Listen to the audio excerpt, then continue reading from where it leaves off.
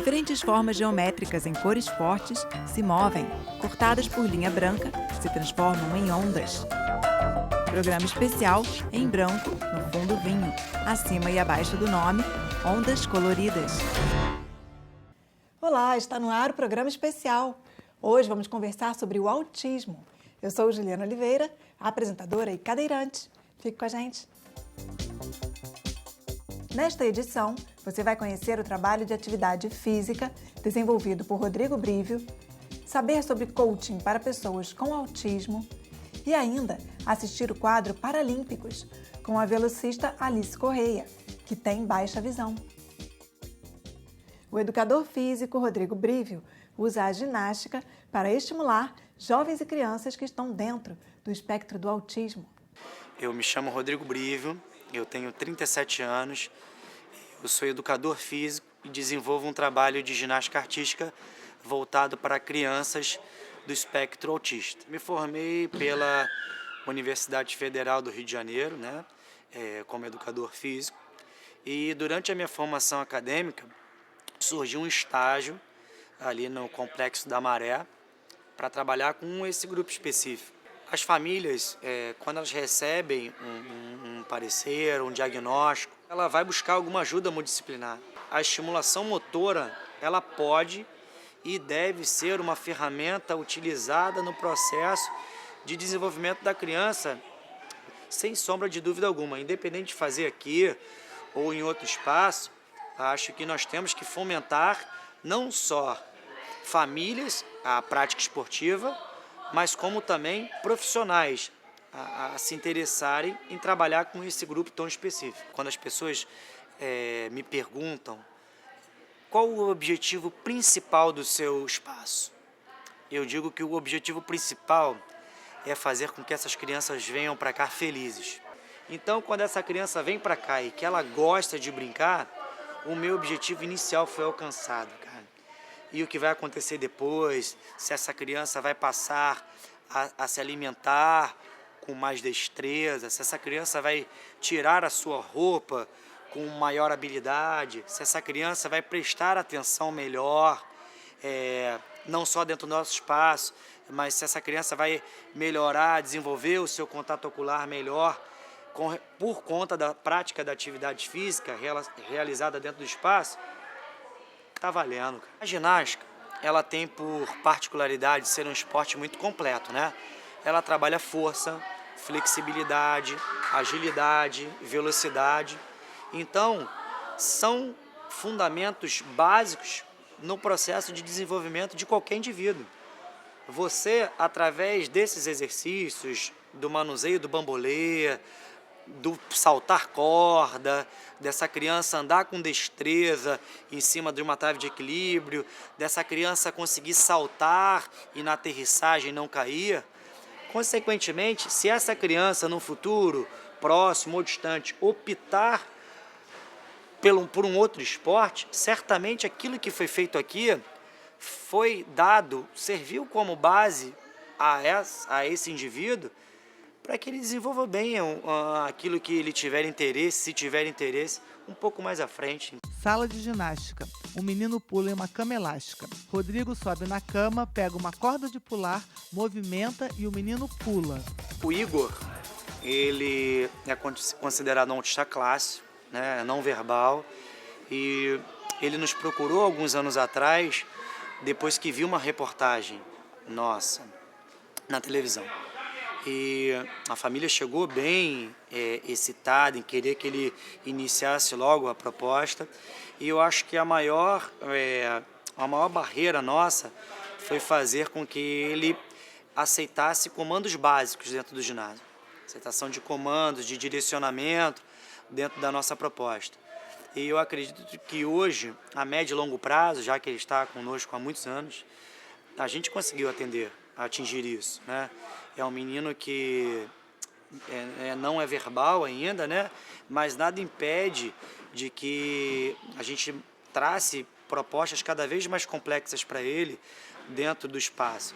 Então, mais uma vez falando, com a autonomia de poder trazer materiais para cá, a gente consegue já fazer estimulações que não são características da ginástica. São exercícios resistidos, com bolas, de medicine ball, tensores, né? Então, eu acho que a gente já vem alcançando outros objetivos que até há alguns anos atrás chegou um menino, hoje se tornou um adolescente com a gente, né? Manda beijo assim, ó. Isso, legal. Tchau. Isso. A Valentina, né, nos procurou há pouco tempo atrás. Ela veio por indicação de uma neurologista chamada Carla Gicovati, que acredita muito no exercício como ferramenta no processo de desenvolvimento da criança especial, já que ela não tem um diagnóstico fechado. Na sala, em uma rampa acolchoada, um homem segura Valentina. Ele solta e Valentina dá uma cambalhota. Sou Daniela, mãe da Valentina, que tem 3 anos. A Valentina, perto dos 2 anos, ela parou de falar. E é um período ali que você fica muito cheio de dúvidas, porque eles estão numa mutação monstruosa. É um período que eles estão, um dia dá tchau, outro dia manda beijo, aí outro dia não manda mais beijo porque aprendeu a abraçar. E todo dia uma coisa nova e você fica esperando o que vai ser no dia seguinte. E, na verdade, ela falava e praticamente da noite para o dia essas palavras foram sumindo. E a gente aguardou um pouquinho, ficou esperando que outras palavras fossem aparecer e, na verdade, elas não vieram. Isso nos fez ficar com a pulga atrás da orelha e aí começamos todo o processo investigativo. Através de neuros, através de fono, exames para detectar alguma coisa neurológica, outros para ver se tinha algo na audição. E aí a gente descobriu que não. Desde que a gente veio para cá, a Valentina já melhorou a autoestima, melhorou parte de coordenação motora, equilíbrio, força, e tudo está relacionado porque quando viemos para cá, a indicação era que vamos trabalhar o motor, porque o motor anda junto com a fala. E as duas coisas juntas vão caminhar no paralelo lá na frente. Abaixa aí. Pula, Vavá. Em cima de um tatame acolchoado azul, Valentina, com os pés juntos, pula tiras. 4,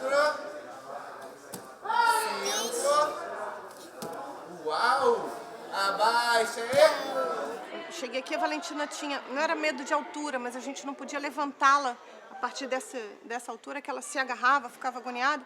Hoje ela se joga na trave, ela se joga nas barras paralelas, ela pula no trampolim. Você não acredita que seja a mesma criança. Eles trabalham também uma parte de tolerância, de aprender a esperar, de respeitar o outro, de respeitar o próprio corpo, de autoconhecimento mesmo. Isso você vê refletindo no dia a dia. Um trabalho bacanérrimo que a gente vem vendo melhora no desenvolvimento dela a cada semana. Sensacional. Valentina pula em blocos acolchoados coloridos. Ao lado, homem segura Valentina pela mão. Ela anda por blocos de plástico com formato de curva.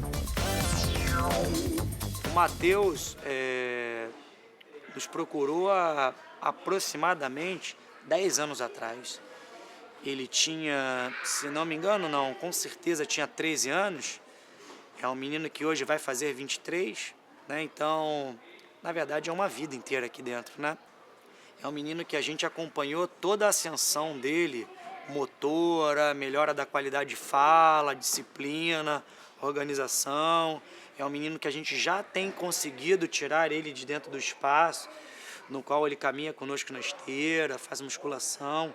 Então, ele é um exemplo bem-sucedido da prática esportiva. A família da Alana, na verdade, durante todos esses anos que eu estou aqui, desenvolvendo esse trabalho, foi a que mais me assustou. Me deparei com um pai, vindo do corredor, ele falou assim, se você disser que vai trabalhar com a minha filha, eu venho de Manaus para cá. Olha a responsabilidade. Ele falou, diz que vai trabalhar com ela que eu venho com a minha família. Eu falei, olha, eu não vou negar atendimento a ninguém. Até então não tínhamos uma relação de afetividade como temos hoje. E ele veio com a família inteira para cá. Meu nome é Renato, sou pai da Alana, ela tem autismo, ela tem 9 anos, começou aqui na academia com 3 anos, então a gente está com o Rodrigo há 6 anos. Ele trabalha movimentos motores finos, grossos. A Lana, quando começou aqui, ela não pulava, hoje pula. Quem viu pode ver que ela pula bem alto até.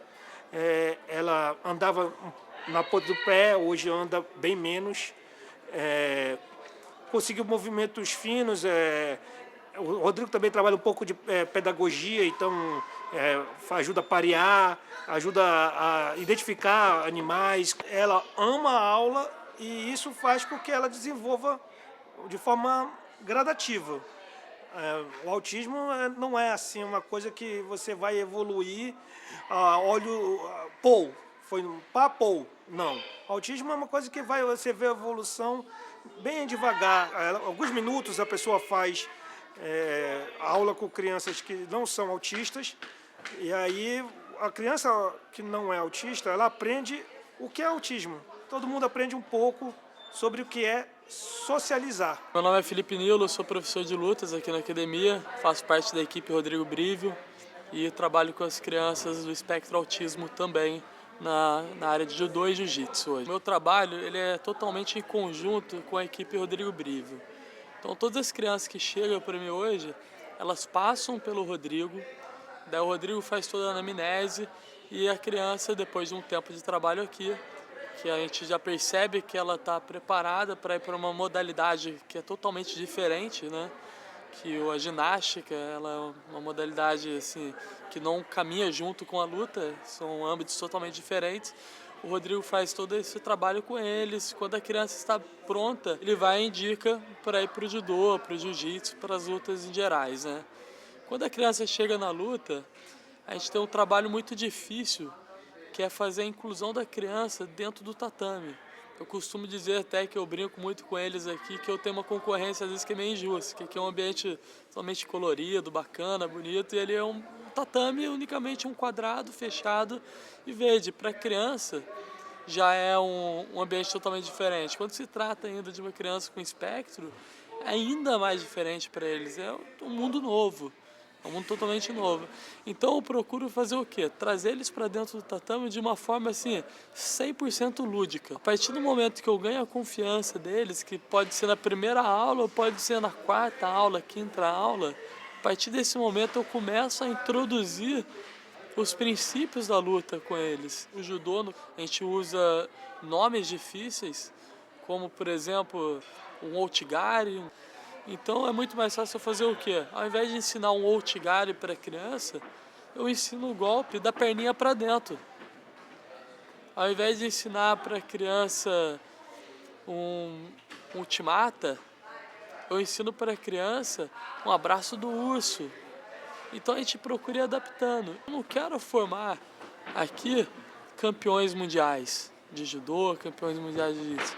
Eu quero formar aqui simplesmente campeões para toda a vida, sabe? Um campeão na escola, um campeão aqui na ginástica, um campeão no judô, um campeão no jiu-jitsu, um campeão assim dentro de casa. E a ideia nossa aqui do nosso trabalho é uma ideia bem bacana, porque hoje, qual que é a dificuldade que a gente tem, né? A questão do contato. Como, por exemplo, que eu vou pegar um autista, colocar ele frente a frente, olho no olho, é difícil. É muito difícil. E o judô, ele proporciona isso, o jiu-jitsu proporciona isso. O judô e o jiu-jitsu são lutas assim, de total contato. Então, assim, por que a gente está fazendo esse trabalho com as crianças autistas? Exatamente para que elas possam perceber que elas podem ter o contato com outras crianças. Então, a gente está fazendo esse trabalho de inclusão, a gente faz um trabalho individual hoje. É um trabalho bem bacana, individual. A gente ensina as crianças os princípios da luta, mas a ideia é fazer com que elas, a um prazo assim, a médio e longo prazo, elas estejam dentro de uma classe com outras crianças que não têm autismo, com outras crianças que têm às vezes uma síndrome de Down, para elas viverem no mundo e ver que elas podem, que elas são capazes. Foto: Felipe de kimono branco ao lado de um menino com kimono azul. À direita, Rodrigo. Quem quiser esclarecer qualquer tipo de dúvida comigo, tem o meu e-mail, que é muito fácil, rodrigobrivio@hotmail.com. A psicóloga Cíntia Monique conversou com a nossa equipe sobre o trabalho de coaching, que ajuda pessoas com autismo a desenvolverem novas habilidades. Uma mulher e um menino sentados à beira de uma cama. Entre eles, uma caderneta aberta e uma caneta. Meu nome é Cíntia, eu sou psicóloga clínica. Trabalhei como mediadora escolar durante 7 anos. Comecei no Instituto Priority, trabalho também como coaching para crianças do transtorno do espectro autista. A palavra coach, né, ela significa treinador. Eu comecei a perceber que as crianças com o transtorno do espectro autista precisavam de um suporte técnico em casa e para fora de casa, para que os pais pudessem acreditar nesse sujeito, para que ele também se autoconhecesse e que a gente pudesse levar isso para outros ambientes, tornando esse sujeito mais autônomo, visualizando a vivência clínica dessa criança.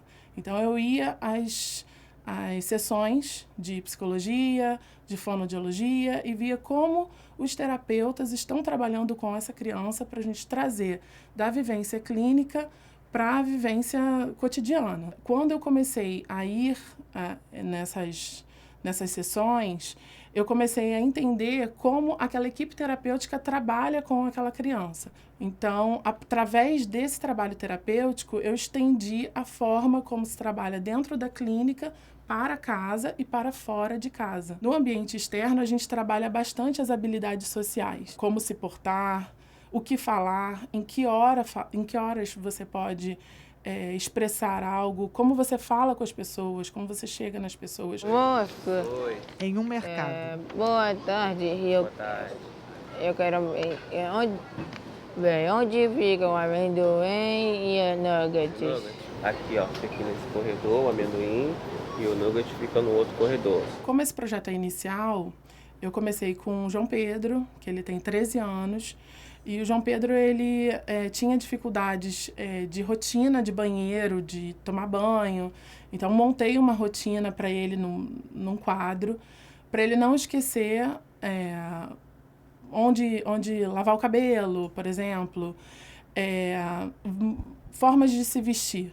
Eu fiz uma tabela onde a gente montava um boneco e dentro desse boneco a gente montava as roupas que eram adequadas e que não eram adequadas. A partir desse boneco, nós partimos, quando ele entendeu o que o boneco poderia vestir, nós partimos para as roupas dele. Então, nós fizemos um jogo de roupas. Então, às vezes, eu ia, montava como ele deveria ficar e ele montava como ele tinha aprendido. A partir disso, a gente começou a entender o quanto ele já conseguiu ganhar nessa forma de se vestir ou não. E a partir desse jogo, de uma forma muito lúdica, ele começou a entender e já não precisava mais de mim nessa área. Então, quando ele não precisava mais de mim nessa área, eu partia para uma outra área. Depois da observação clínica, eu aplico um questionário com os pais para saber até onde a criança já chegou e até onde ela pode chegar. É muito importante a gente perceber a subjetividade do sujeito, né? O autista, ele não é um autista, apesar de ele vir com critério diagnóstico, ele não é simplesmente aquele autista, pronto e acabou, todos são iguais, né? O autista, ele tem um espectro enorme e eles são muito diferentes e a gente precisa respeitar isso. A partir dessa análise clínica, a gente consegue ver quais são os objetivos que ele pode alcançar. A gente não faz nada que ele não consiga alcançar. Então, a gente fala muito sobre... Tem um teórico que fala sobre isso, é Vygotsky, que ele fala sobre o saber real e o saber potencial. Então, dentro desse saber real é o que eu já aprendi. Um exemplo, a grosso modo, se a gente está na escola e a gente já aprendeu o A e agora a gente vai aprender mais uma sílaba. Então, o A é o saber real, a sílaba é o saber potencial. E quem faz essa ponte é o mediador, é o coaching. Dentro do trabalho de coaching é o coach. Nugget, nugget, nugget. Nugget, sei. Cíntia e João no setor de frios do mercado. Ele abre o freezer, pega um pacote e fecha o freezer. Eu sei. 16 e 19. Lá no corredor onde ele te disse. Quem quiser saber mais sobre o trabalho de coaching terapêutico pode entrar no site do Instituto Priority, que é um instituto de referência no Rio de Janeiro. É institutopriority.com.br.